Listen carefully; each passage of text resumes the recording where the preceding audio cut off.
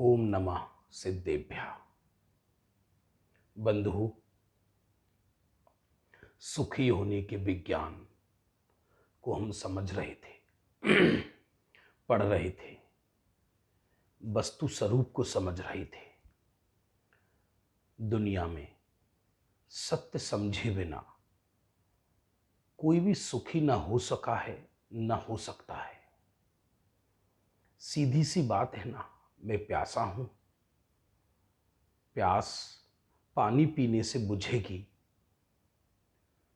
अब मैं जंगल में फंसा हुआ हूं, कई सरोवर रेगिस्तान हैं, कई गड्ढों में पानी नजर आ रहा है, लेकिन कुछ पानी जैसा लग रहा है, कुछ तेल जैसा लग रहा है। तो क्या करें? करना तो खुद को ही पड़ेगा कि पहचाने कि पानी कौन सा है, और जो पानी नहीं है उसे छोड़ दें, और जो पानी है उसका सेवन कर ले। बस विश्व में भी सुखी होने का यही मार्ग है। क्या मार्ग है?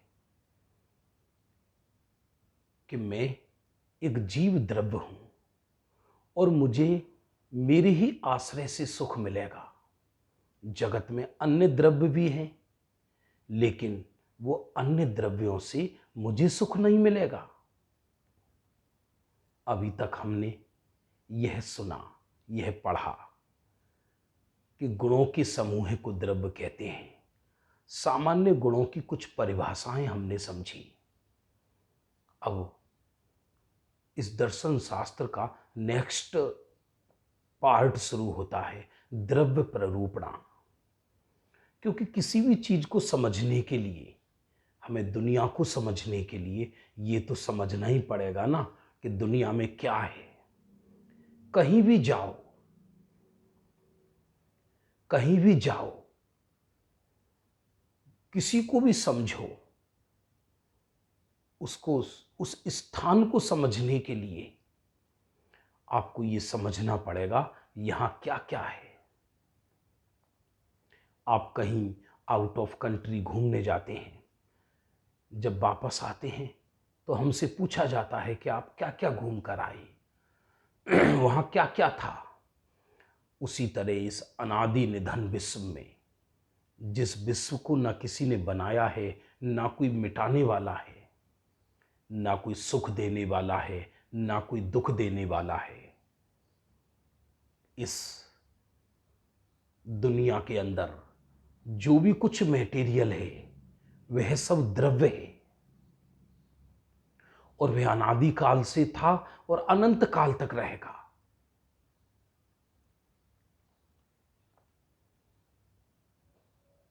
ऐसा तो कुछ है नहीं कि जो द्रव्य नहीं है, क्योंकि जो भी है वह सब द्रव्य ही है। और उस द्रव्य की पर्याय होती है, यह बात जुदा है।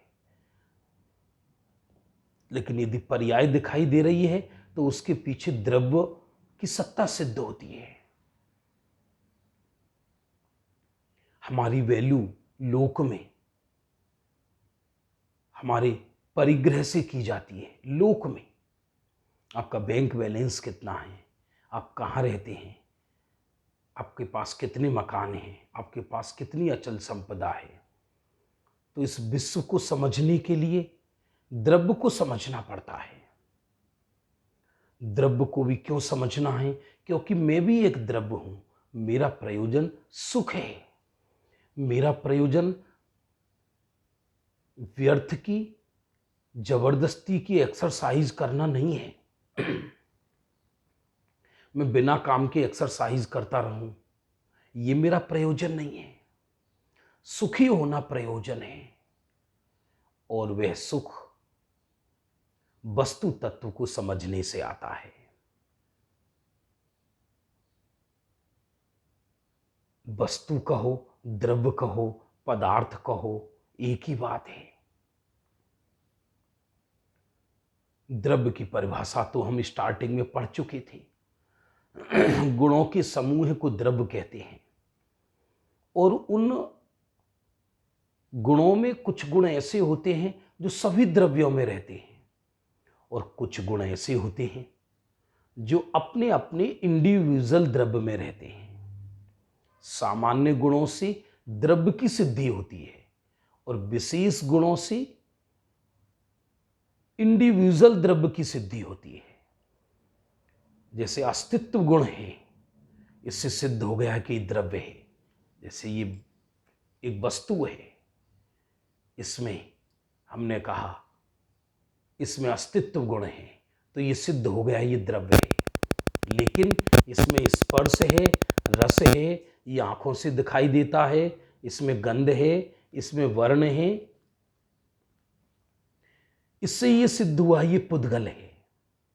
तो विशेष गुणों की चर्चा हम आगे करेंगे। अभी ये सिद्ध हुआ कि गुणों के समूह को द्रव्य कहते हैं और उसमें दो तरह के गुण हैं, सामान्य गुण और विशेष गुण। अब प्रश्न खड़ा होता है कि इस इतने अनादि अनंत विश्व में कितने द्रव्य हैं? कि 6। कि आपके तो कुछ ठिकाने नहीं है। कभी कहते हो अनंत अनंत द्रव्य हैं, ठसाठस भरे हैं, और कभी कहते हो 6 हैं। बात बात में पलटते हो। अरे मेरे भैया, जाति अपेक्षा 6 हैं, क्वालिटी अपेक्षा 6 हैं।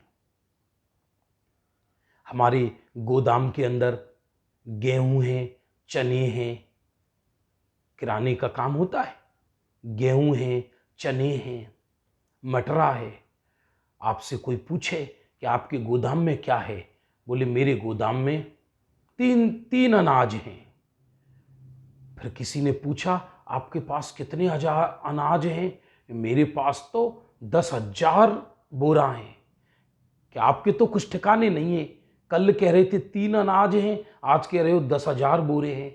3 तरह की क्वालिटी के अनाज हैं, 3 तरह की क्वालिटी के, इसलिए 6 तरह की क्वालिटी के द्रव्य हैं विश्व के अंदर। जाति उसकी, क्वालिटी। और अब वो एक एक क्वालिटी का द्रव्य, उसकी संख्या अलग है। जब संख्या मीमांसा चलेगी तब अलग बात चलेगी।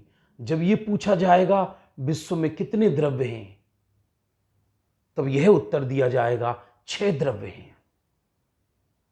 कोई ये पूछे विश्व के अंदर कितने पदार्थ भरे पड़े हैं, कि अनंत भरे पड़े हैं। और ऐसा भी कथन सुनने को मिल सकता है विश्व के अंदर कितने द्रव्य भरे पड़े हैं, कि अनंत भरे पड़े हैं। अलग अलग प्रयोजन है, अलग अलग विवक्षा है। क्वालिटी की अपेक्षा, ग्रुप की अपेक्षा, जाति की अपेक्षा 6 द्रव्य हैं। जीव, पुद्गल, धर्म, अधर्म, आकाश और काल।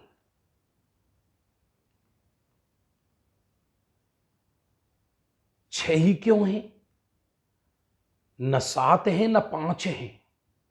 यद्यपि इसमें कोई लॉजिक नहीं चलता कि द्रव्य 6 ही क्यों हैं। एक एक द्रव्य की आगे चर्चा करेंगे, लेकिन एक लॉजिक जिनागम में यही बताया जाता है 6 द्रव्यों को सिद्ध करने के लिए, कि द्रव्य 6 ही हैं, न 5 हैं न 7 हैं। कौन सा लॉजिक बंधु? कि जीव और पुद्गल तो अनुभव से सिद्ध होते हैं। ये जो मैं फीलिंग कर रहा हूं, ये जो मैं सोच रहा हूं, ये जो मैं थिंकिंग कर रहा हूं, यह जो मैं जान रहा हूं, यही मैं जीव हूं। क्योंकि जड़ तो न सोचता है, न थिंकिंग करता है, न जानता है। ये जो मैं झांक रहा हूं, ये मैं जीव हूं। और जो दिखाई देता है वो पुद्गल है। क्योंकि जीव तो दिखाई देता नहीं नेत्रों से। तो 2 द्रव्यों की सिद्धि तो अनुमान ज्ञान से, लौकिक अनुभव से प्रत्यक्ष भी हो जाती है। क्योंकि ये जो मैं झांक रहा हूं, ये जो मैं देख रहा हूं, जो देखने जानने वाला हूं, ये मैं जीव हूं। और ये जो भी कुछ मुझे दिखाई दे रहा है, टेबल, कुर्सी, मेज, मोबाइल, पेड़, पौधा, ये सब पुद्गल है। तो 2 द्रव्यों की सिद्धि तो हो गई। एक साधारण अनुभव से। अब ये दो द्रव्य जीव और पुद्गल, इन दोनों द्रव्यों में 4 क्रियाएं होती हैं। क्या कहा बंधुओं? इन दोनों द्रव्यों में, जीव और पुद्गल में 4 क्रियाएं होती हैं और क्रियाओं के पीछे नियम से कोई ना कोई निमित्त अवश्य होगा। जब भी कोई क्रिया होगी तो उसमें निमित्त और उपादान का सुमेल होता है। कार्य भले ही उपादान से हो लेकिन निमित्त उपस्थित रहता है। जीव और पुद्गल चलते हैं, गमन करते हैं। जीव और पुद्गल गमन करके रुकते हैं। जीव और पुद्गल परिणमन करते हैं, परिवर्तन करते हैं, और जीव और पुद्गल कहीं ना कहीं रहते हैं। जीव और पुद्गल में ये 4 क्रियाएं होती हैं। क्या कहा बंधुओं? जीव और पुद्गल में ये 4 क्रियाएं होती हैं। चारों द्रव्यों में 4 क्रियाएं नहीं होती, धर्म द्रव्य नहीं चलता, लेकिन 2 द्रव्यों में, जीव और पुद्गल में 4 क्रियाएं होती हैं। जीव और पुद्गल चलते हैं, जीव और पुद्गल रुकते हैं, जीव और पुद्गल परिणमन करते हैं, और जीव और पुद्गल कहीं ना कहीं रहते हैं। तो जीव और पुद्गल चलते हैं, तो चलने का बाह्य हेतु क्या है, बाह्य निमित्त क्या है कि धर्म द्रव्य। और जीव और पुद्गल चलकर रुकते हैं, तो जीव और पुद्गल की चलकर रुकने का बाह्य निमित्त क्या है, बाह्य हेतु क्या है कि अधर्म द्रव्य। और जीव और पुद्गल परिणमन करते हैं, तो परिणमन का अंतरंग हेतु तो हम द्रव्यत्व गुण देख चुके हैं, पर जीव और पुद्गल के परिणमन का बाह्य हेतु क्या है कि काल द्रव्य है, बाह्य निमित्त काल द्रव्य है। उसी तरह धर्म जीव और पुद्गल के चलने का अंतरंग निमित्त क्या था? क्रियावती शक्ति, रुकने और चलने का। और बहिरंग निमित्त धर्म द्रव्य और अधर्म द्रव्य, चलने और रुकने का। परिणमन का, जीव और पुद्गल के परिणमन का बहिरंग निमित्त काल द्रव्य है, और जीव और पुद्गल के रहने का बाह्य निमित्त आकाश द्रव्य है। ये 6 द्रव्य आकाश में रहते हैं, लेकिन यहां 6 द्रव्यों की सिद्धि की चर्चा चल रही है। जीव और पुद्गल तो सिद्ध हो ही जाते हैं। अब ये बोतल रखी यहां पर, ये मुझे दिखाई दे रही है, ये तो जीव हो नहीं सकती, ये मुझे दिखाई दे रही है। जो कौन देख रहा है वही तो मैं जीव हूं, वही जीव द्रव्य है। और ये जो दिखाई दे रहा है माल मसाला, ये सब पुद्गल द्रव्य है। अब ये जीव और पुद्गल तो ये प्रत्यक्ष प्रमाण से सिद्ध हो रहे हैं, लौकिक प्रत्यक्ष प्रमाण से। और जीव और पुद्गल चलते हैं, जीव और पुद्गल रुकते हैं, जीव और पुद्गल परिणमन करते हैं, और जीव और पुद्गल रहते हैं। तो जीव और पुद्गल चलते हैं, तो चलने से धर्म द्रव्य की सिद्धि होती है। जीव और पुद्गल रुकते हैं, रुकने से अधर्म द्रव्य की सिद्धि होती है।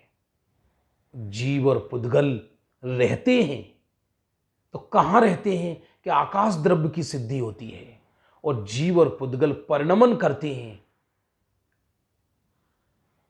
तो परिणमन करने में कौन निमित्त है कि काल द्रव्य निमित्त है, तो काल द्रव्य की सिद्धि होती है। यद्यपि काल स्वयं अपने आप भी परिणमन करता है, धर्म द्रव्य भी परिणमन करता है, अधर्म द्रव्य भी परिणमन करता है, आकाश द्रव्य भी परिणमन करता है, लेकिन यहां सिद्धि 6 द्रव्य की कर रहे हैं। 6 द्रव्य चलते नहीं हैं, 6 द्रव्य चल के रुकते नहीं हैं। क्रियावान तो 2 ही द्रव्य हैं, जीव और पुद्गल।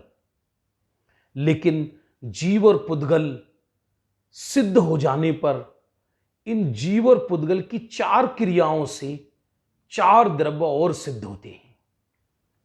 बंधुओं, इस प्रकार द्रव्य 6 होते हैं, जाति की अपेक्षा जीव, पुद्गल, धर्म, अधर्म, आकाश, काल। बहुत अद्भुत सुंदर चर्चा है। अब इसकी नेक्स्ट चर्चा हम कल के पीरियड में करेंगे। तब तक के लिए जय जिनेन्द्र।